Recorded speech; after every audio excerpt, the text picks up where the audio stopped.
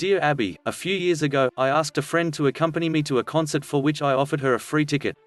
I paid $150 for each one. The original plan was to travel from New York State to Ohio, which would have been a 3-day weekend.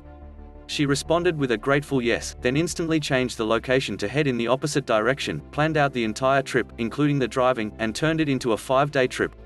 Well, it happened again. She's a great travel companion, so I asked if she'd like to go to Nashville with me for a couple of days. It instantly changed to a week, and she invited other people to join us without discussing it with me.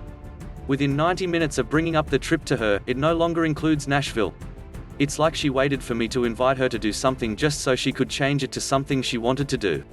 It really hurts that she oversteps my invitations. If I continue to plan the trip, including everything she wants to do, we will be gone for weeks.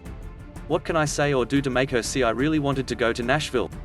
Derailed in New Yorkdear. Derailed. Here's what to say to this presumptuous person: the itinerary you have planned isn't what I had in mind at all, so carry on by yourself. I am going to Nashville. And then follow through. Bon voyage. Dear Abby, I currently live in my parents' house with my 1-year-old son and husband.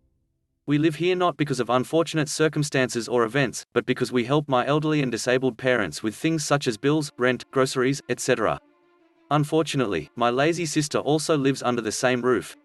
She refuses to get a job or help around the house, and often creates extreme drama. Benign events seem to set her off.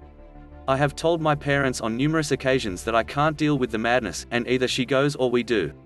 But I end up feeling such immense guilt at the thought of my parents struggling with bills and daily rituals that I end up pushing those feelings of anger and resentment aside. I don't know what I should do. Should I free myself from my sister's unhinged behavior and move out, or should I stick it out and suck it up in order to be a good daughter and help my parents?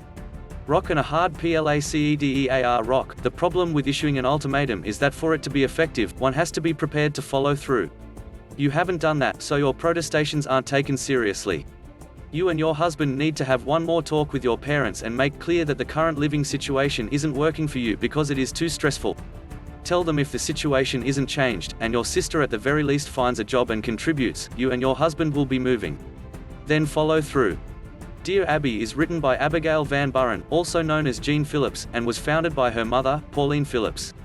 Contact Dear Abby at www.dearabby.com or P.O. Box 69440, Los Angeles, California, 90069.